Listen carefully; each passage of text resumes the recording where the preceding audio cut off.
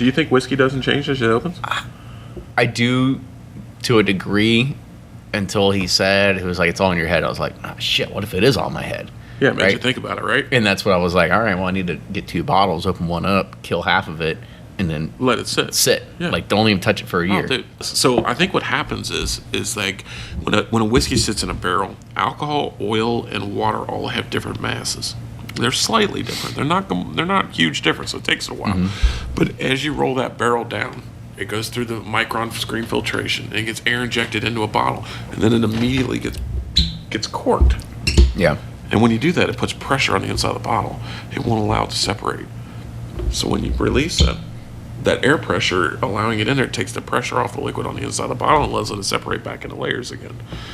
And I'd be willing to bet money that's exactly what happens.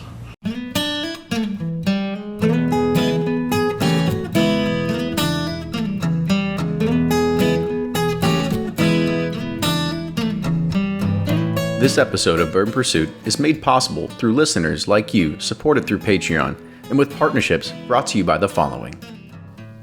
For this year's Father's Day, do you want to do something different beyond a new tie?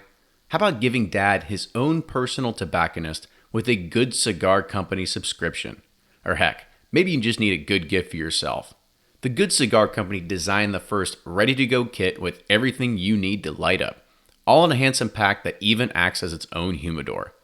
Go to goodcigar.co and use promo code BOURBON for 10% off any subscription and start enjoying your bourbon with new cigars from the Good Cigar Company.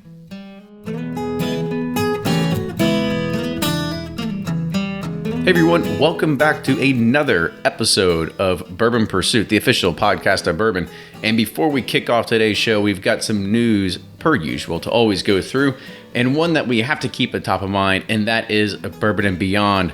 Make sure you go and start buying your tickets. Bourbon and Beyond is going to be taking place in Louisville, Kentucky, September 22nd and 23rd. One of the great things that we have about being a part of Bourbon and Beyond this year is, well, we're going to be having 2 of the workshops ourselves that are going to be featuring Larry Rice. We're going to have Danny Wimmer, the founder of Bourbon and Beyond, Drew Colesbean of Willet, people from Maker's Mark. We've also got Marianne Barnes, Josh Quinn from Boone County, Smooth Amblers, John Foster. They're all going to be a part of our seminar, so you should definitely be there to check them out. These are ones that unfortunately, we can't record. They're going to just be happening there. So you've got to be there to be a part of it. There's not only that, you've got a lot of other big names in rock. You've got John Mayer, Sheryl Crow, Robert Plant, Lenny Kravitz. I mean, you name it. There's a ton of people there. You can go to Bourbon and Beyond and check out the bands, but if you want to buy tickets, make sure you go to our website, bourbonpursuit.com, scroll down, look for the banner, click on that one to go buy your tickets. I swear we get no kickbacks. It's just a way that we can prove that we're helping driving a little bit of traffic that is coming to Bourbon and Beyond. So make sure you go get our tickets there. We will be doing a giveaway in upcoming months. We have 2 different giveaways. We have, of course, just a regular general admission, but we're also kind of big timing, right? We've got a Mint VIP package giveaway. So look for that here probably in the upcoming months. It's not going to be anytime soon, but if you're worried about it selling out, you should probably just go ahead and buy it now. They are already halfway sold through tickets, so start making those plans. Now, today's show, everybody really knows about Ed Bley at this point. He is a great friend of the show, and it's always fun to catch up with him. And on this episode, it was done after the second release of Old Baldy, which is a private label that is coming from, it's his blend that's coming out of his store in Cork and Bottle up in Northern Kentucky. And this really sort of caught the internet bourbon, community by storm. And it's been relentless as one of the most anticipated releases of having, hundreds of people lining up the day before to go and get this. And really, we're not going to talk about a lot about, we're going to talk about Old Baldy a little bit, but really the show's going to be focused on the art of blending. And this is coming from a guy that knows how to pick single barrels, but he really humbles himself as we talk about large-scale blending that takes place at all the distilleries, how you have that consistent flavor profile of Buffalo Trace, or that consistent flavor profile of, Wild Turkey 101, whatever it is, right? That's always something that, it takes a lot of real skill to make that happen. And the people, they might not get a lot of that recognition that they really deserve. But you're a loyal listener to this show, so you know that we've had a few master blenders on the show before. Now, as usual, please make sure you support the podcast. Patreon.com/Bourbon Pursuit. We've got bottle totes, patches, t-shirts, barrel picks, all this other kind of cool stuff coming.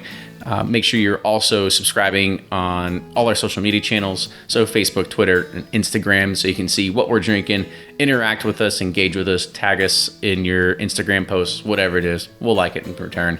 But also make sure you subscribe to us on iTunes, YouTube, or Facebook, or wherever you get your podcasts.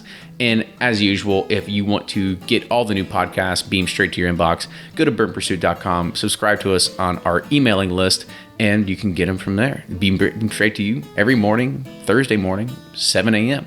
All right, sound good? With that, I want to say thank you again for listening. Make sure you are subscribing, and enjoy this week's episode.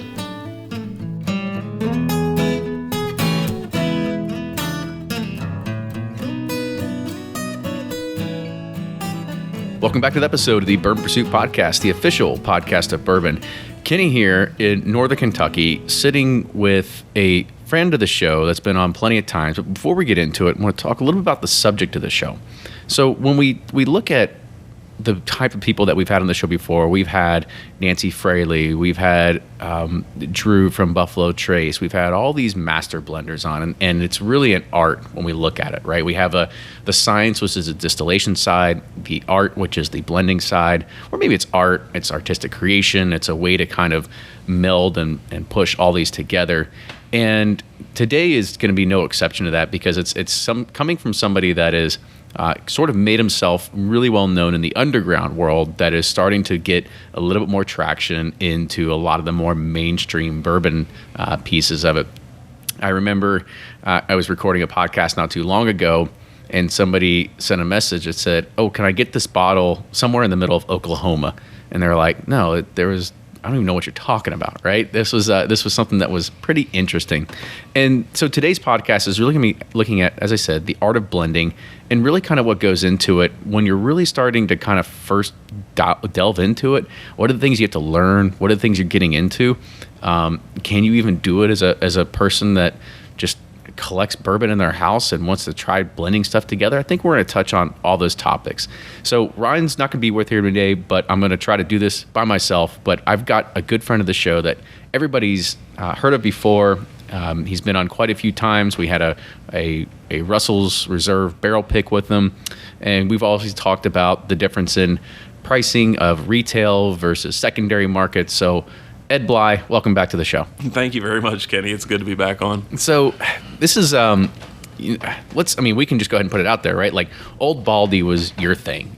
So kind of talk about, what was the idea of even starting Old Baldy? Like, why did you even want to do it? Old Baldy was an interesting situation. So I went down to go do a private barrel selection down with Jeff Mattingly. And I enjoy working with the smaller guys in industry because they give you a lot of leeway and flexibility. So when I went down there and I met with Jeff, I was tasting some barrels, and it was honestly right after Mr. Little had come out with his American whiskey blend that we did the first batch of it.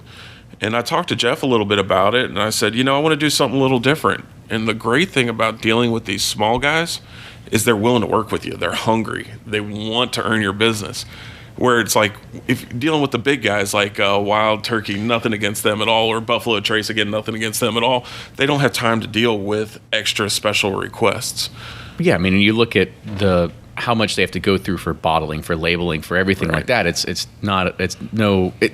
basically have their process down, right? I mean, I think we went on the Russell's Reserve barrel pick, and I've been on one since then, and we're like, can we get a barrel proof? Like, it tasted so good barrel proof. And they're like, I don't know, maybe in a year, it's not going to happen. It's not going to happen now. I can tell you that, right? And so it's one of those things that they can try to promise to the world, but they can't really do anything about it because they do have these corporate overlords that sort of look over it. 100%. Right? I mean, you got a lot of people you got to answer to, and the more people that are involved, the more chance for a no. Where like with Jeff or, even MB Roland or the smaller guys, they'll give you a lot of flexibility that you normally won't find in the market. And that flexibility is what really gives guys like us a chance to really spread our wings and do our own thing. Now, I mean, when you look at it, do they have the same exact kind of stocks or the type of whiskey that is comparable, or are you thinking that what you're coming up with here is something that's got to be net new? Like you're not going to come out with just another single barrel that is sourced from somewhere that is whatever, right? Well, I think that there's a lot of leeway to make it your own. When you're dealing with an NDP in particular, I've yet to have an NDP that tastes like, let's say, another NDP. Even, let's say, MGP, for example. Just because it was made at MGP doesn't mean it's going to taste like every other MGP product that's out there. And those that say it does, I completely disagree with. There's a huge difference between Smooth Ambler and, say, like Boone County or even New Riff over with their OKI line. The whiskeys are all made at the same place, but they taste completely different. Are they buying their stocks from the same warehouse, or are they taking them from, I don't think they're all buying it from the same lot and then aging them in different places? I mean, what do you think contributes to that? Well, I think that there a lot more goes into whiskey than just the distillate. I think your aging location, as far as to what part of the rick house it's in, or what rick house altogether it's in, makes a huge difference. Turkey's a prime example of that. If you look at Turkey's past runs of their private barrels, you've had G, you've had H, you'd have K, you'd have M, and even T a little while back. All of them are completely different whiskeys. They produce different flavors, even though it's all from the same white dog. It's amazing. Mm-hmm. Every single thing you do to whiskey changes it. Everything. So let's kind of get back to the blending portion of it, right? So you show up there and you say, I've got an idea. I want to do something different. I want to make a blend. What was that conversation originally like? I hit it off real well with Jeff. I go down there to make a friend first and look at whiskey second. You never know how you're going to help that person in their future. They're going to turn around and help you in your future. It doesn't matter. It's all about the people. When it comes down to drinking whiskey or even picking whiskey, I go down and I meet the people first. And then once I've made a friend, then we'll talk about some things. And if he's open to them, great. And if not, that's fine too. You get a lot of no's in this business before you ever get a yes. That's for sure. But I started talking to him a little bit about, I was playing with him and I let him try a blend I was just playing with down there.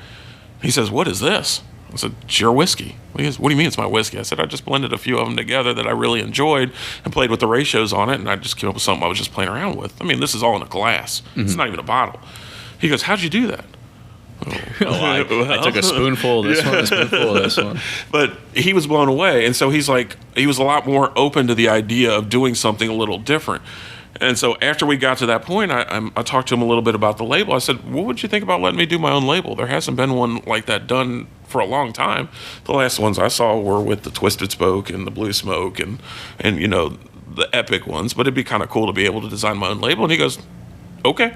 Mm-hmm. And then they picked me up off the floor. Isn't it funny how sometimes you get that first okay and you're like, I didn't realize it was going to be that easy. Right. And you're going through and you're going, did he just say that? Hold on a minute. Replay. It's like and I was floored. So they picked me up off the floor and then I made an appointment and we came down and that's how Baldy Batch 1 came to be. Well, let's rewind a little bit. So as you're sitting there and you're blending stuff together, did you just go off on the side and just start picking things away? And what was... Well, Jeff has a totally different experience down there. He lets people try stuff straight from the barrel in his gift shop.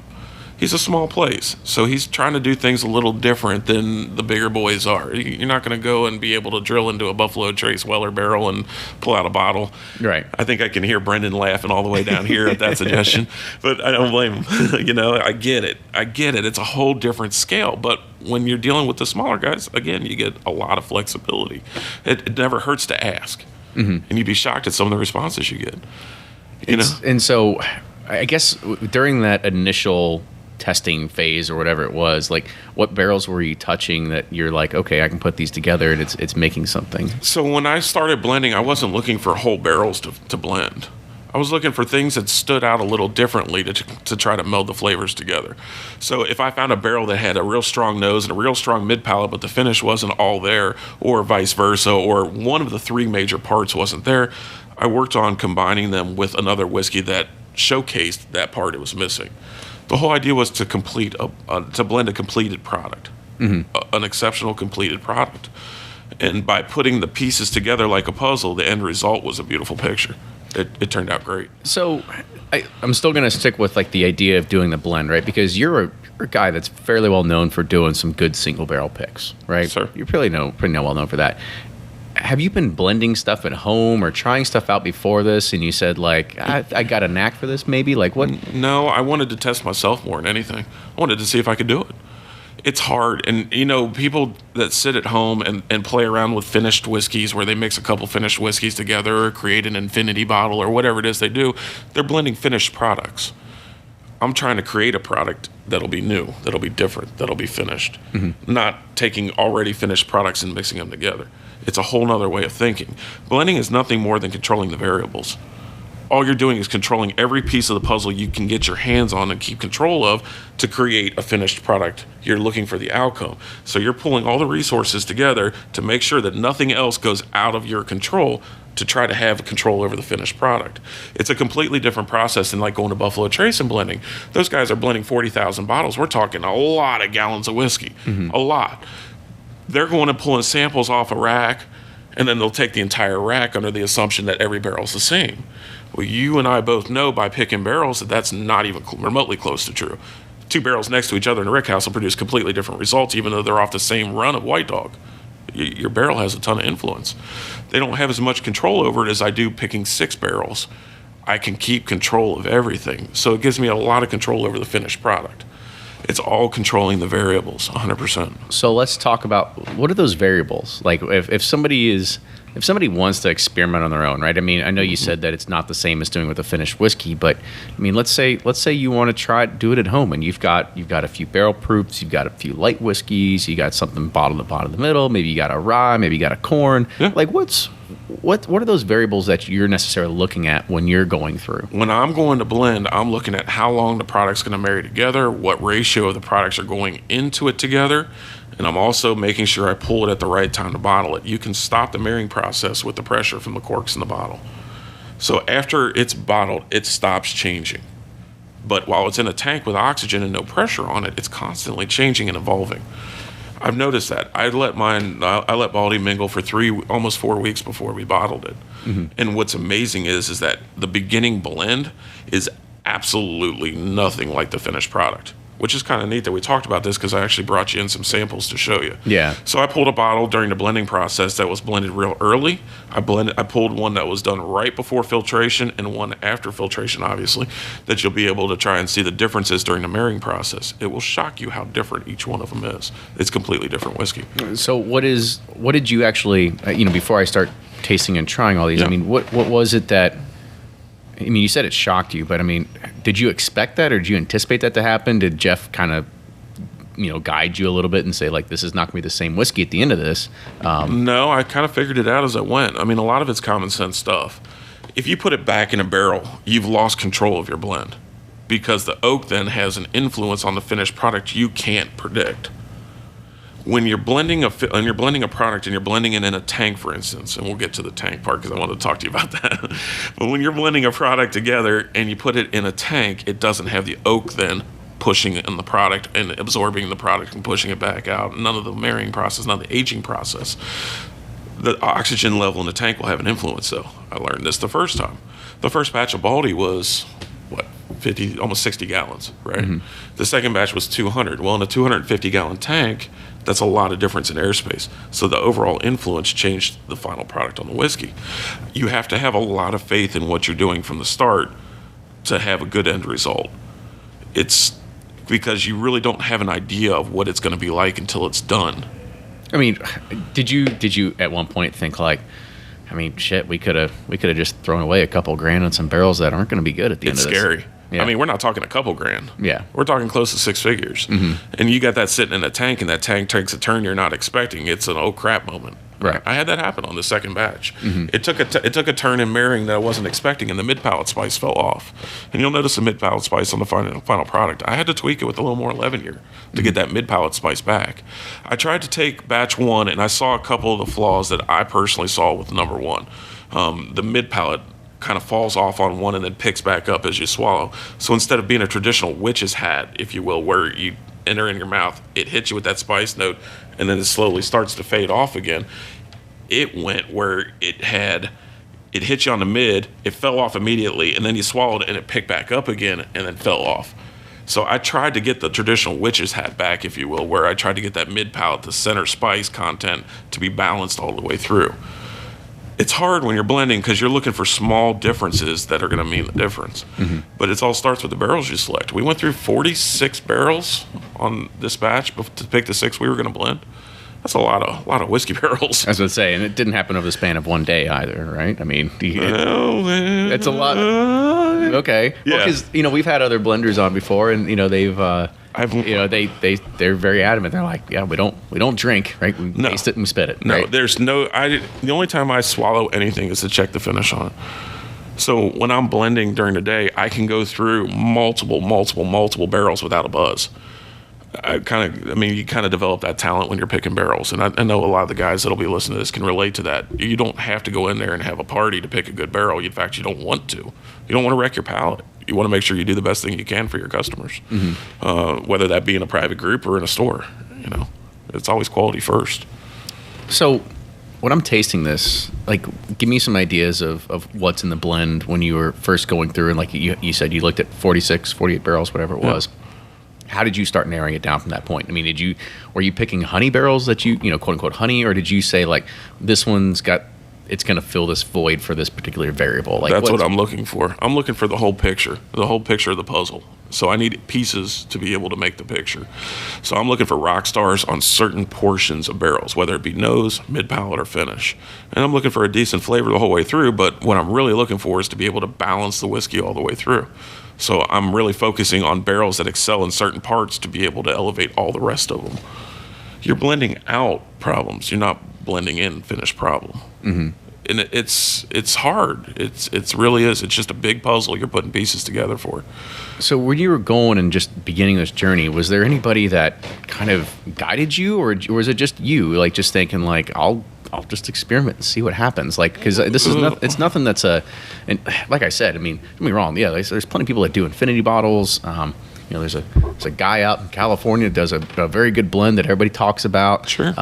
But that's also experimenting with finished whiskey. So what's the, I guess, was there a teacher or something that of how you learned to get to this point? I think I had the entire industry as a teacher. It's really wild. I get an opportunity to talk to the guys that do all this stuff on a regular basis.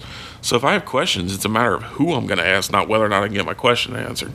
I'm really fortunate in that regards. I mean, I talked to John, I talked to Andrew out there, I talked to Paul, I talked to Eddie, I talked to Dixon, I talked to all the guys in the industry that do this kind of stuff. A lot of it, you just kind of have to figure out your own way, though, when it comes to blending. It's very difficult to teach somebody that. You kind of have to figure it out.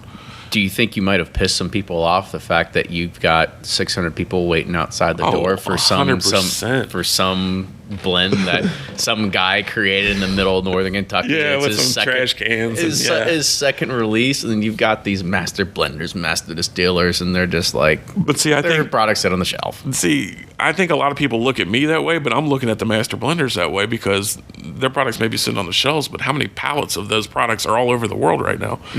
It takes time to sell through all that stuff. These guys are doing it for a living. I was fortunate enough to just do it twice. Right. And just a limited kind of experiment, kind of get it out there sort of thing. Right? Yeah, it's definitely scary, though. And then to go to your owner or your store and be like, oh, yeah, by the way, I need a lot of money for an experiment. Yeah. And they're going to go, you're going to do what? But I'm going to tell you what was really great about Saturday. My absolute favorite part about the release Saturday was all the people that don't get a chance to see the pages got a chance to experience the excitement.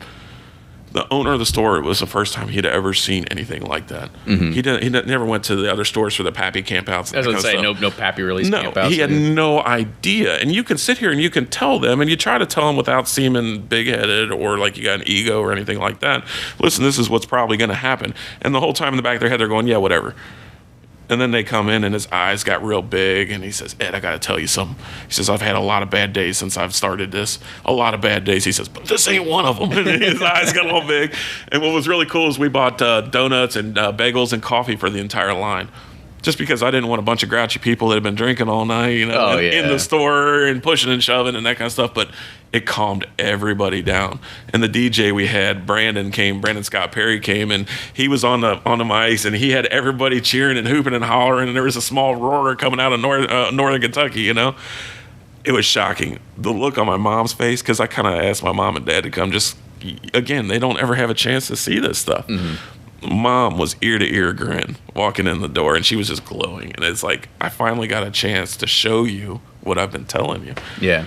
It makes a difference, man. It's like you're the Rudy of alcohol. Oh, it's crazy, man. I am the underdog, 100%. But it's amazing, man. And some of the opportunities that are going to come out of it are mind blowing. But your question was, what's it like for an average Joe, I guess, to come in and just do it? It was nerve wracking. It was 3 weeks of not sleeping. I mean, we pushed this to the max. So a lot of people don't know the whole story behind what happened with this. We had a different package for batch 1. The package we ordered was an Italian glass. We ordered the glass in time, 8 weeks ahead of time, for the bottles to come in. The problem was that the lady that we ordered it from was promoted within the company, and no one picked up her slack and actually ordered the bottles. We're talking 6 weeks out from Italy to get bottles in through customs and into our shop to be able to bottle it down there in Georgetown, the actual distillery.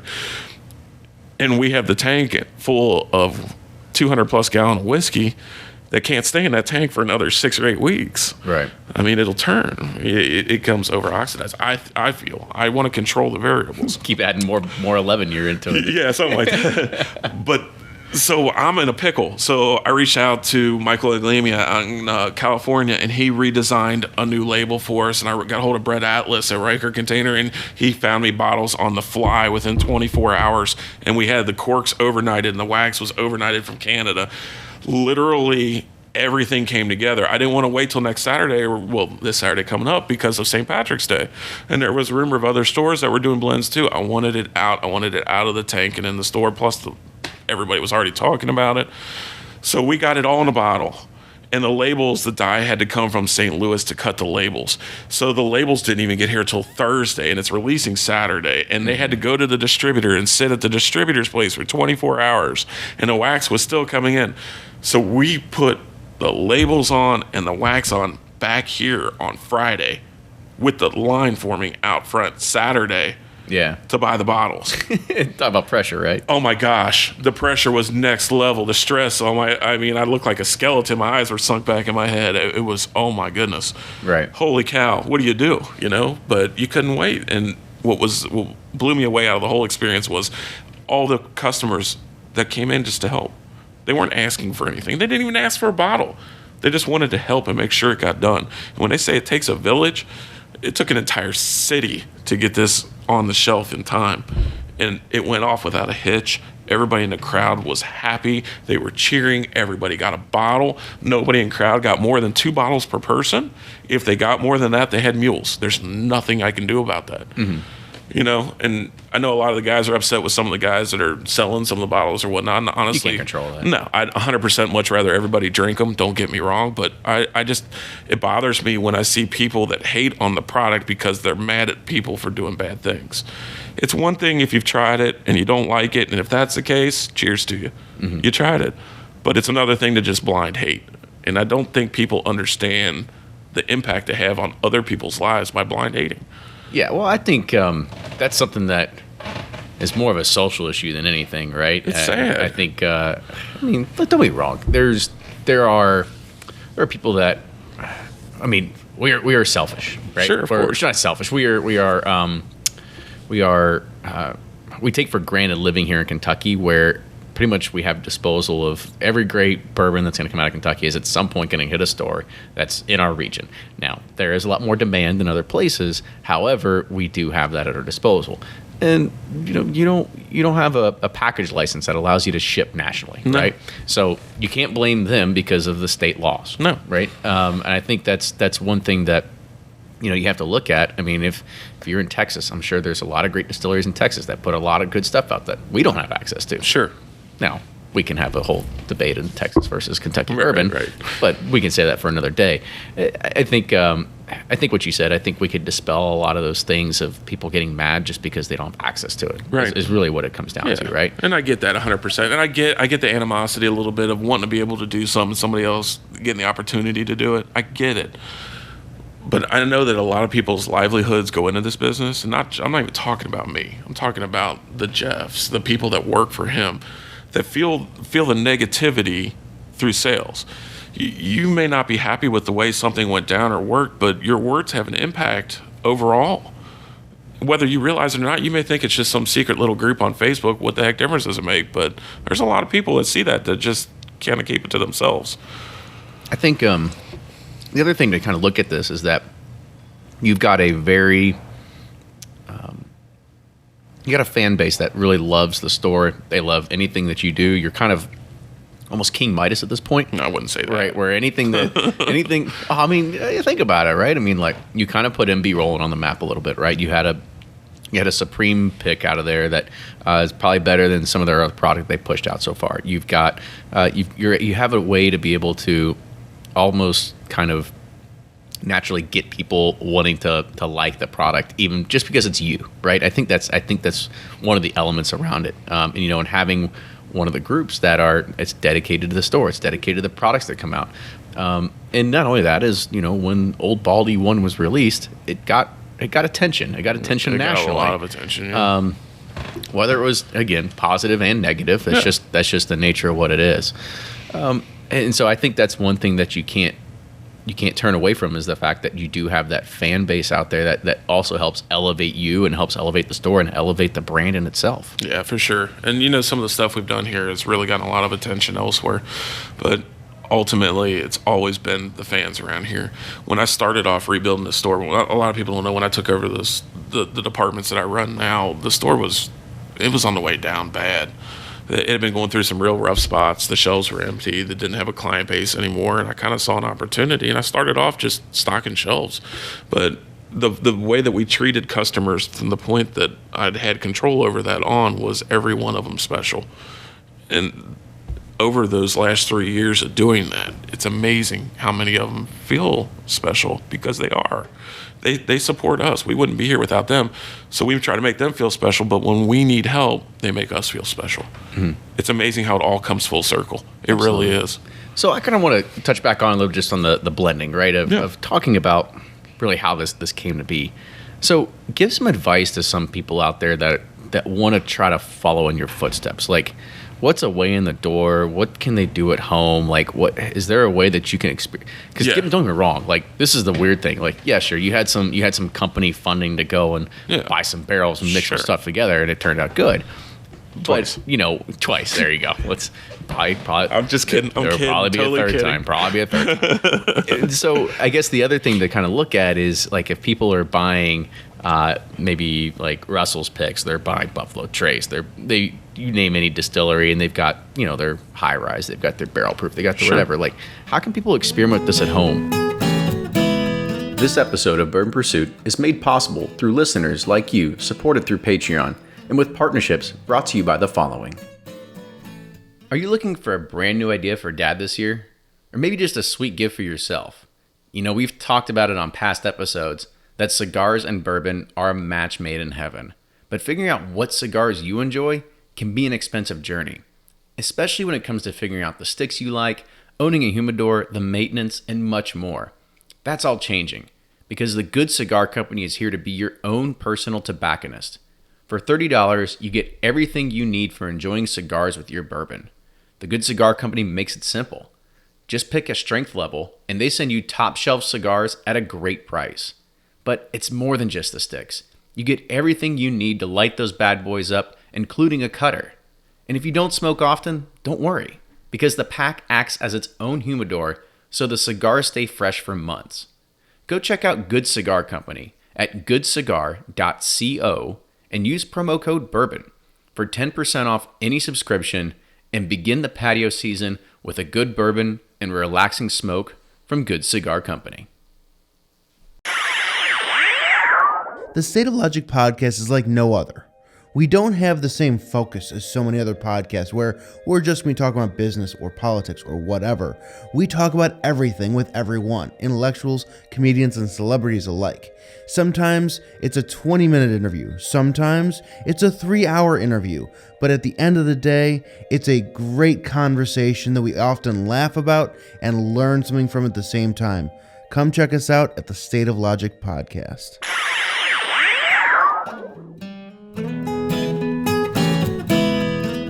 I guess the other thing to kind of look at is, like, if people are buying maybe like Russell's Picks. They're buying Buffalo Trace. You name any distillery, and they've got their high rise. They've got their barrel proof. They got the whatever. Like, how can people experiment with this at home? 100% start with barrel proof whiskeys, because you want that oil.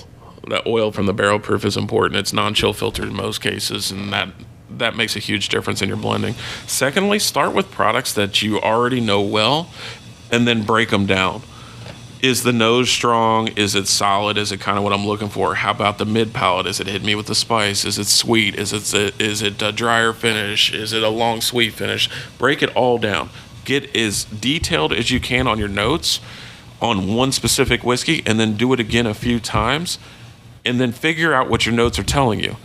This one's good on the nose, it's good in the mid palate, but the finish is a little dry. But this one had a nice sweet dry finish. What happens if I mix a little bit of this? Play small scale. You can blend with one glass. You don't need barrels to blend at home. But it's more fun when you do. Yeah, but it's also more risky. So what are those? Let's say I'm looking at the bourbon flavor wheel, right? Yeah. You've got oak, you got toasted oak. You move into some of the caramels, the toffees, and the coffees, and then you get the fruit and the nuttiness. Sure. What are those elements that you're particularly looking for when you're creating a blend? I'm not breaking down the flavors. I'm breaking down the whiskey. I want to know what it's making me feel and what it's doing to my mouth, and how the whole package is. The flavors are the easiest part to get together, because whiskey already tastes pretty good. You're right. You can pick a decent barrel. Yeah. It tastes pretty good. So pay attention to the small nuances over the flavor. Ignore the flavor to begin with and come back and adjust it as need be. But start with how it makes you feel, how it affects your mouth, where you're feeling what. And if you pay attention to that, it's really amazing how different every whiskey is. Mm-hmm. It's really amazing. So you're not looking for particular notes, right? No, not at all. You're figuring out where that gap is. Yeah. Now, I'm sitting here tasting it. I had the pre-cut or Yep. the original portion of it. This was right before it got to filtering. I'm going to try it right here at the very end too.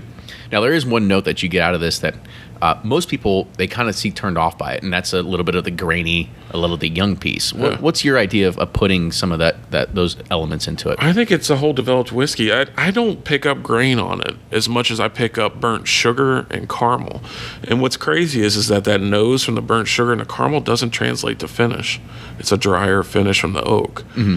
I don't pick up a ton of grain on it. Well, I'll take your word for it. I mean, my palate's different than yours. No, right? everybody's different, and you may taste it 100% because you taste different things than I do. I'm looking at the entire thing. I was looking at the nose on it. It's super solid to me. It's super rich, and it's constantly developing. Every time you smell it, you smell something different. And that's what I kind of like about the blending portion of it is I can make it a little more complex than one single barrel of whiskey, mm-hmm. because I can add in the complexity of some other whiskeys. You control every variable. It's amazing. I mean, I guess so. Let's take that into it, because we look at we've all picked single barrels before, at least Sure. you and I, and I'm sure a few listeners of the show have as well. And sometimes you think you have a well-rounded, well-balanced, good single barrel. I mean, in your opinion, could you go to Jay Mattingly and find that single barrel and just say, we're just going to do a single barrel? Like, this is perfect. He'll sell you a single barrel, sure. I wanted something a little different. I'd pick 60 single barrels a year. It's like, mm-hmm. and with him being young and eager, it was much easier to get a little extra special treatment down there. Right. And I think that's what a lot of these guys that pick from major stores miss. I really do. They don't go chasing after the small guys because they don't think anything's there to be the best product. It's got to come from Buffalo Trace, which they make great products, don't get me wrong. But there's gems hiding everywhere. Every rick house has the ability to produce a honey barrel. Go down and dig for them. Give the little guy a chance. Right. You'd be surprised what they'll allow you to pull off. Yeah, but I mean, if we think about it from a consumer standpoint, yeah, sure, a single barrel Buffalo Trace is like $28 to $30, and then Sure. you've got something that's from the younger guys or from a smaller place, and it's double the price, if Sure. sometimes not triple, right? Sure. So from a consumer standpoint, it's sometimes a little hard to swallow. Of course, I can understand that too. And there's definitely a ton of guys that don't put out the best stuff, but I don't pick every place I go to pick from. I've turned down 10 places I've actually gone to pick barrels at. I've passed on barrels. You got to do what's right for you and your customers in the store first, but it doesn't mean you don't go sniffing around, you know? Mm-hmm. If they'll let me climb around the rick house, I don't care whose rick house it is. Right. I'm going climbing, you know?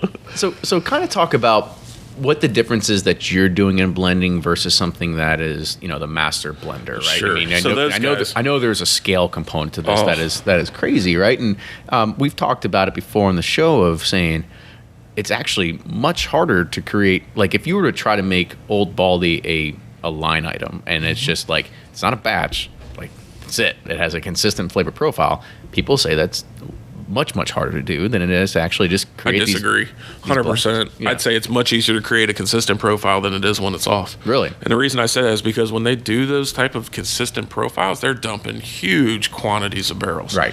Huge. I'm saying on a release of 1,000 bottles, 1,000 bottles. now it's difficult, Yeah. right? In a release of 10,000 bottles, Well, I think you've got a little more leeway. It was all different problems. When I did the first batch, it was so easy because the quantities were so small. I ran into problems doing this one that I wasn't expecting.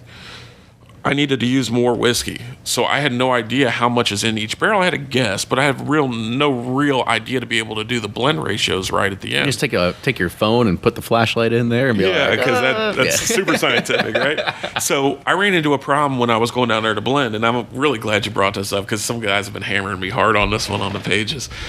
What do you do? How do you figure out how much whiskey you have in a barrel exactly without dumping it? But once you dump it, how do you keep it separate? Jeff's got a small place down there. Mm-hmm. We're talking 50 gallons of whiskey per barrel. I got 6 different barrels. I want to see what my ratios are to be able to get a final blend down and know exactly what I'm coming out with.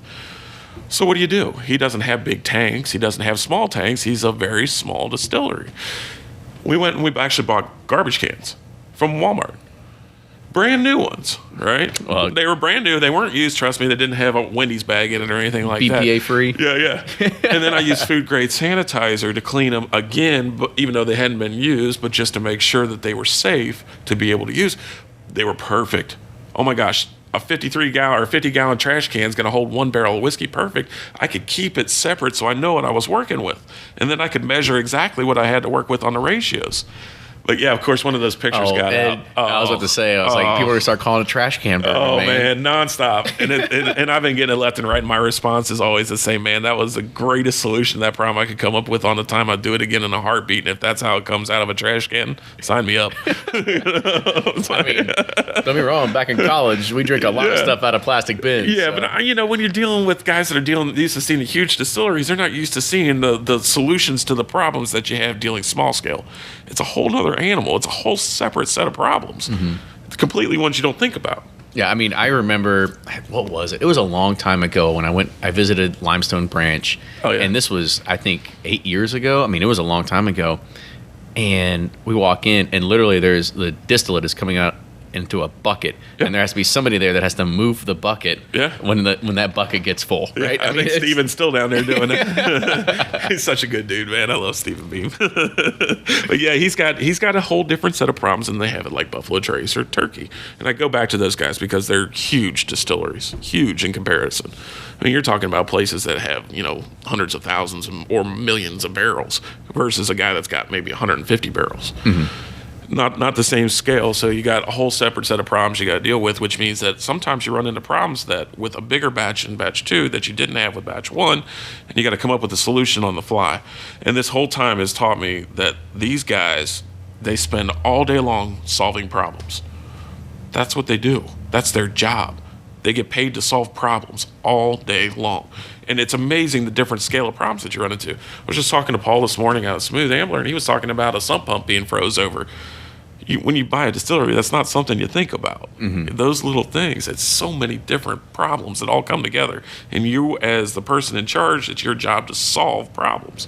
Blending's exactly the same way, just a smaller scale. You're solving it, you're controlling the variables, and you're fixing. And that's blending. And if you can do that right, you can come up with some special stuff. Most of the guys that do this large scale, when they're blending for the limiteds and whatnot, they're blending a whole different method.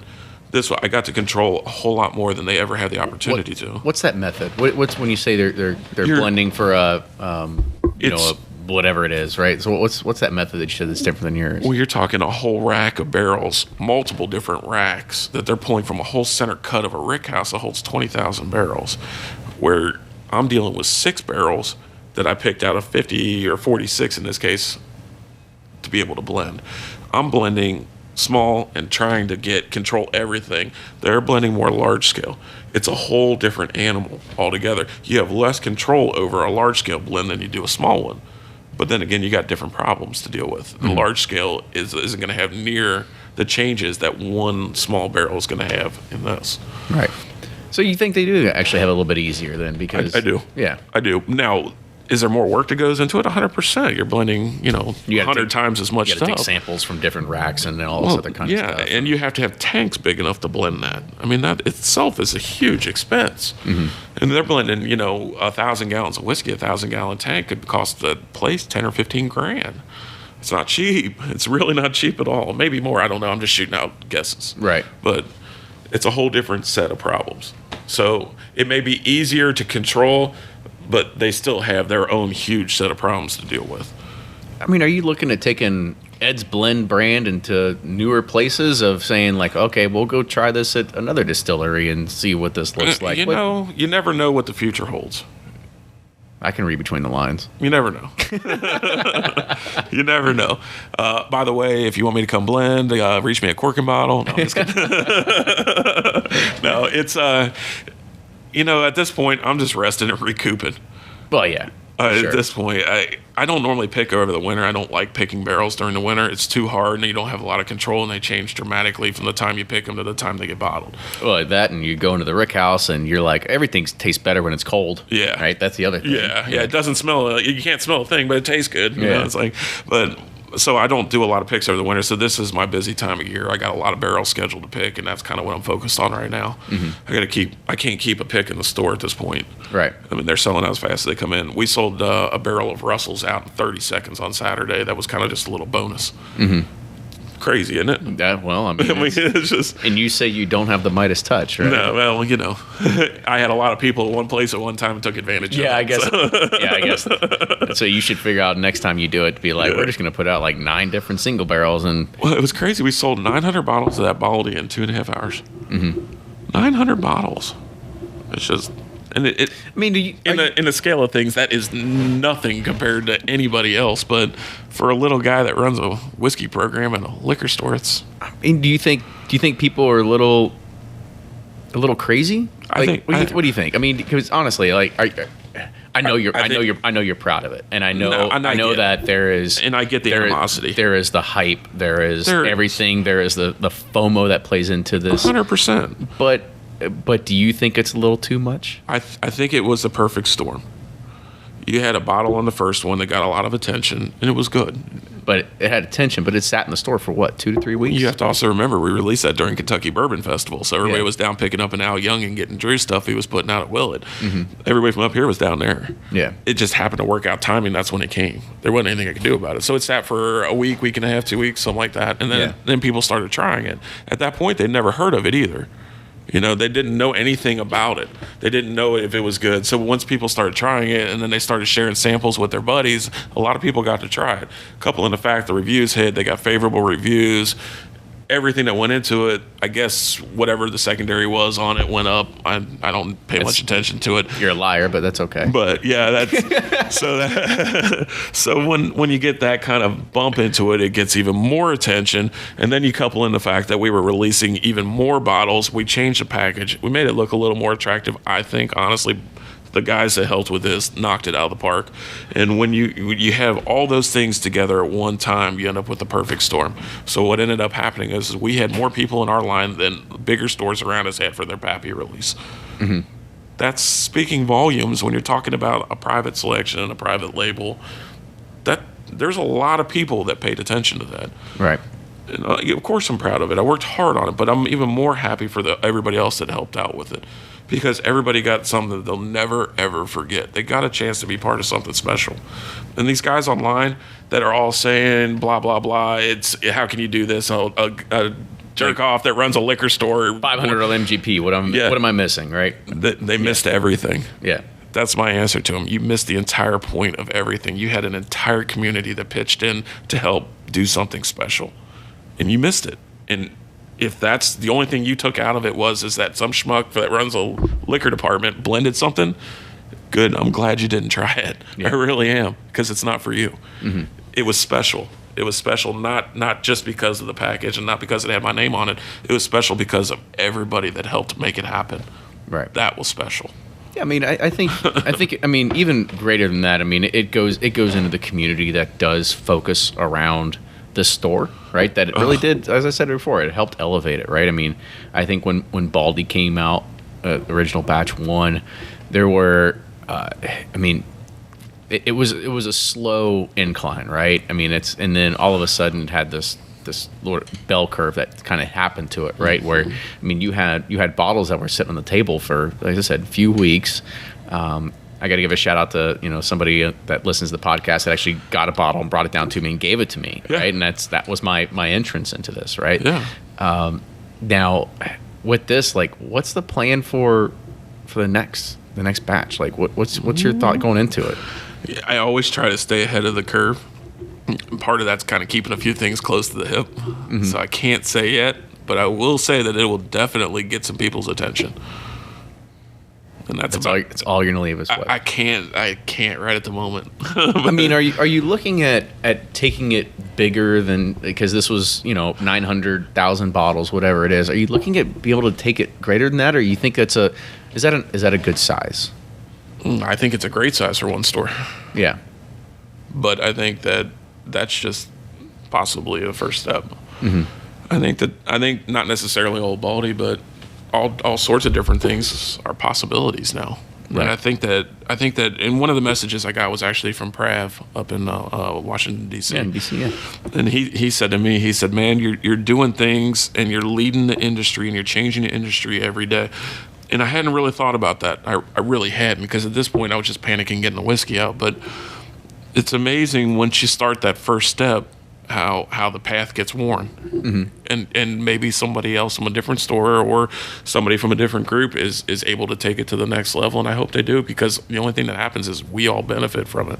Yeah, I was about to say, I was like, you've got a great following in the bourbon community, the bourbon realm, but then how do you expand upon that? Like, what do you have a thought process or a roadmap of saying, how do I take this more to mass market, rather than just the 600 people that can line up my store? Like, what's the idea of going bigger than that to make a name bigger for yourself too? I think if I was going to it's tough to say. It's really hard to say. I got to see how the pieces all fall together. We should put a business plan together then, right? Yeah, I probably should.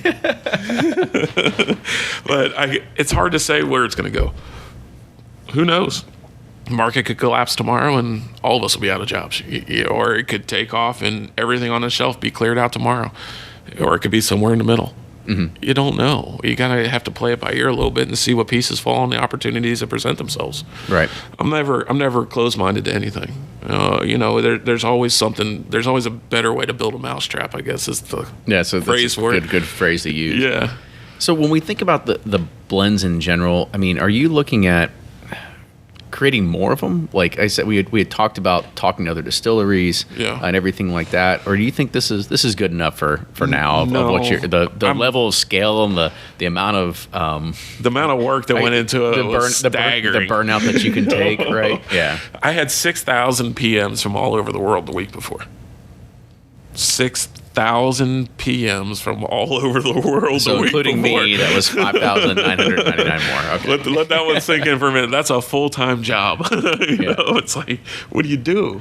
I was averaging 1,000 PMs a day. Most people don't even have that many friends on Facebook. Right? I didn't know I did. It's amazing. But there's obviously a lot of talk about it right now. We'll see how it does and move forward at that point. I really don't. Honestly, I don't have an easy answer for you because I don't know yet. Well, what's next on, I guess, helping to develop your blending experience, right? Because sure, you've had two home runs. They've been knocked out of the park. You're probably going to start working on the third. But like, what are you doing to? I mean, because everything is a continual education process. Oh, it's 100%. 98% of my job is research, and the other 2% is education. Mm-hmm. It's constant, and so I'm always trying to get better at what I do. I'm always looking for the next best barrel I've ever tasted. I got a Russell sitting over here you need to try, by the way. Yeah. We'll get to it. Yeah, but it's like, you don't know what to do. This job is a lot of flying by the seat of your pants. I've learned that too. It's like every time you think you got a path or a plan figured out, there's a loophole or a little off-course excursion to go check out, or something else falls in your lap.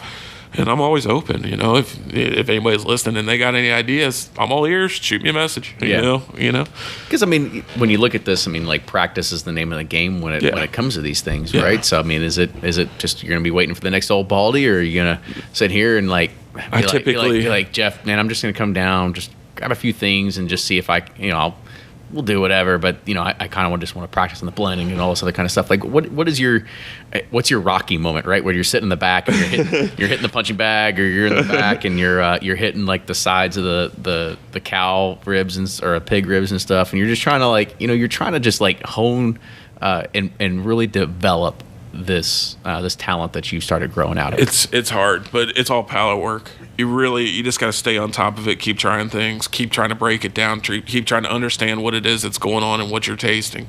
The more detailed you can get into it, and it takes time to do, but the more detailed you can get into it, the more your abilities are on the back end. The better you can break down whiskey, the better off you're going to be any other steps down the road. So just take your time and really experience what it is that you're tasting and you're going through, and the sensations in your mouth and how it leaves you feeling, and does it make you want more. And once you can do that good with the products that you're tasting, you can really, really spread your wings and play around with controlling the variables. Yeah, that's what I was about to say. I was like, so towards the end right there, you'd kind of mentioned a good thing for anybody that also wants to try to get into this. Like, you think trying to play with those, like if you were to start trying to learn of how to try to do something like this, do you think the best way to do it is to start looking at single barrels and start being able to pull apart and really break down and analyze them at that point? 100%. If the more work you put into developing your palate and understanding what it is that you're tasting, the easier blending is. You have to understand what's going on with the whole sensation of tasting whiskey, starting with the nose, ending all the way through the finish, and understand what it's doing to your mouth and where you're feeling it and how it's different than other things. And then you have to have a kind of a memory bank of things that you've tasted to compare it to.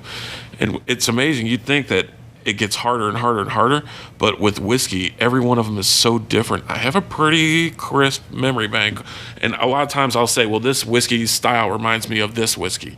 And a lot of the ones like Old Baldy, for instance, people would ask me, what do you compare it to? I said, well, style-wise, it's very similar to me to what I experienced with Willet. Flavor-wise, it's completely different. That's what I say. That's a great way to put it. So, I mean, if you were to... Style-wise, yes, you've got old cognac and wax, right? Here you go. You got. Well, not just that, but you have the pepper note that Willet's known for. Willet has a high pepper note. It's usually a little bit on the drier side on the finish, not dry, but drying. And to me, this whiskey has a great nose. A lot of Willets do. It has that spice characteristic, and it has a slightly drying whiskey. So when I say a Willet style, that's what I'm referring to. It doesn't taste like a Willet. It's not going to taste anything at all like a Willet because, first off, it's not a bourbon. Right. But that style of whiskey is what it reminds me of.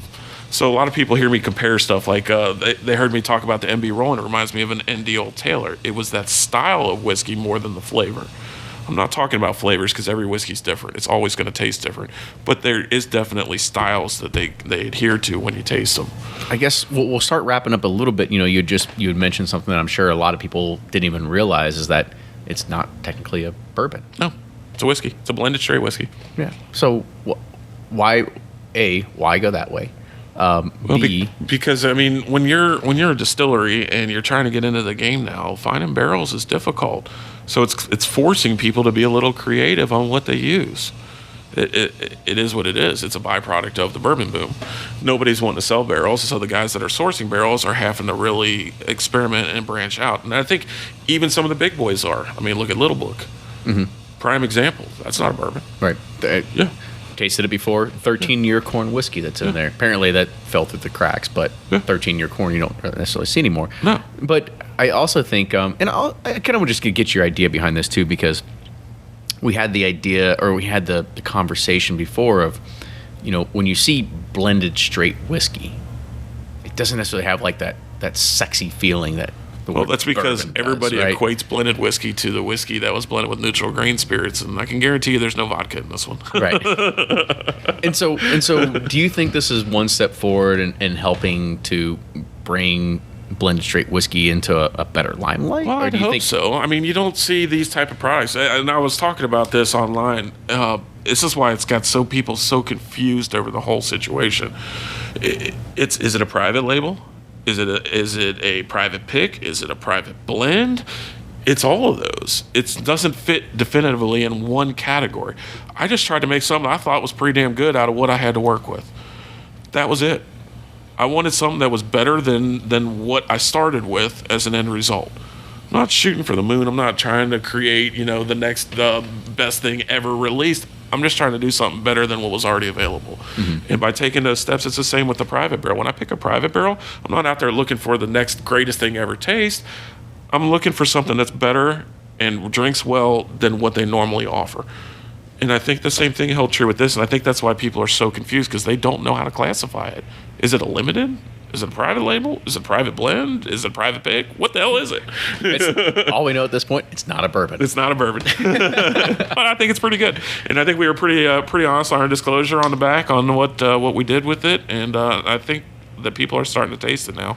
And I think the reviews are coming soon, and I think they're pretty favorable so far. So well, good. I think last question we'll kind of wrap this up with is, do you think whiskey needs a shake up like this? Does bourbon need the shake up where it's not just bourbon that's becoming the thing that people got to get their hands on? Now it's starting to enter different classifications of whiskey categories. I don't think bourbon needed a shakeup. I think it's already getting that with the boom that's going on, but I think it just highlights some of the other products that are available on the upper scale side that are available to try and taste, and maybe a change of pace pour if nothing else.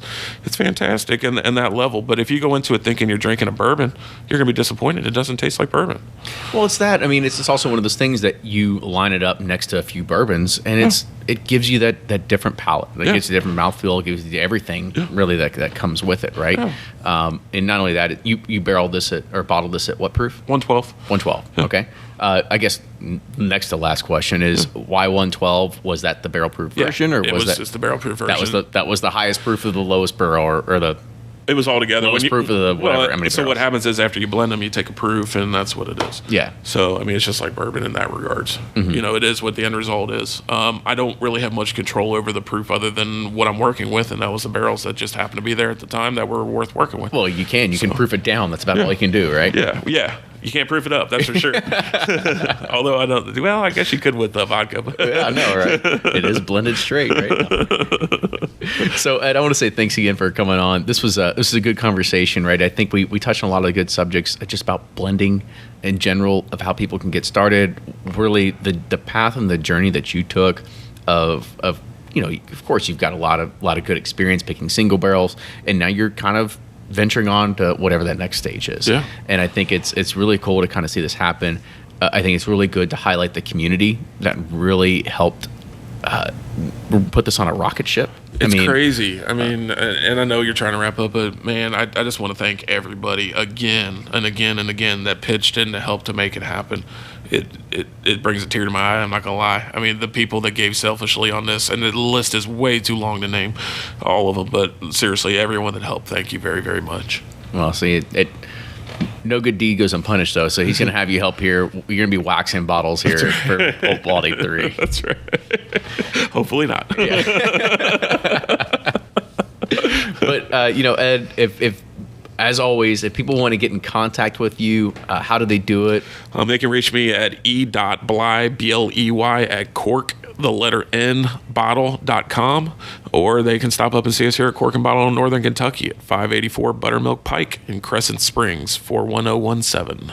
See, that's how you can find it here. You can always come by. You can look at their huge array of bourbon on the wall, and then give them the secret handshake and see what they got in the back.